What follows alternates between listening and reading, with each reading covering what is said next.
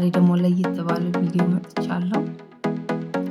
የምገኘው የምስራቋ ሀዋይ ተብላ በምትጠራዋ የቻይና ሳንያ ከተማ ነው።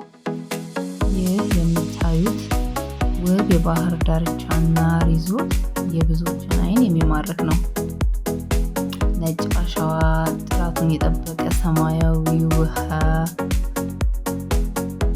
ባህርና አካባቢው ያለው መረጋጋት ደግሞ ለእረፍት ፍጹም ተመራጭ ያደርገዋል። እስቲ አብረን እንየው። ሳንያ በቻይና ደቡባዊ ጫፍ ላይ በሃይናን ደሴት የምትገኝ አስደናቂ ከተማ ናት። በተለይ እዚህ ሳንያ ቢች ሪዞርት አካባቢ ያለው ድባብ እጅግ ዘመናዊና ምቹ ነው።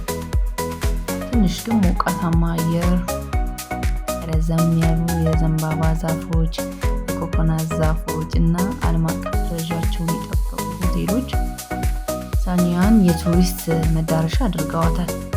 በቻይና ውስጥ እንዲህ ያለ ባህር ዳርቻ ይኖራል ብለው ካላሰቡ እንግዲህ ይሄን ቪዲዮ ይመልከቱና ሀሳቦትን ያስቀይሩታል።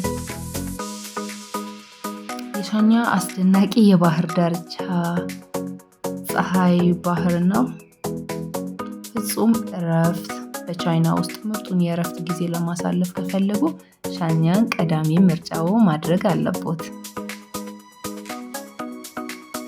ተመልከቱ ምን ያህል ደስ እንደሚል። አሸዋው፣ ውሃው ሰማያዊ ነው፣ ጸጥ ያለ እጅግ በጣም ደስ ይላል። ተመልከቱት። እንግዲህ ሳንያን ቀዳሚ ምርጫው ማድረግ አለቦት ማለት ነው። ቻይና ሲመጡ ሃይናን ላይ ሳንያን ቀዳሚ ምርጫው ማድረግ አለቦት። እንዴት እንደሚያምር ተመልከቱ። ዋው!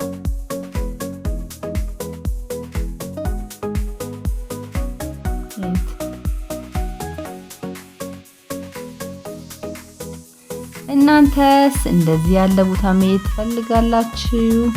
እስቲ አስተያየታችሁን ኮሜንት ላይ ጻፉልኝ።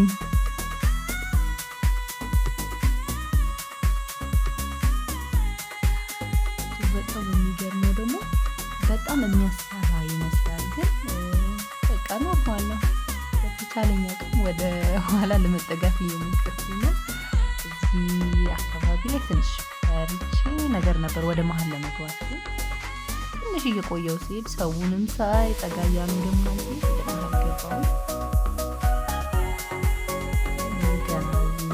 ከሆነ ሰዓት በኋላ የሰውን ሞራል ሳይ ጠጋ እየገባው ውሃ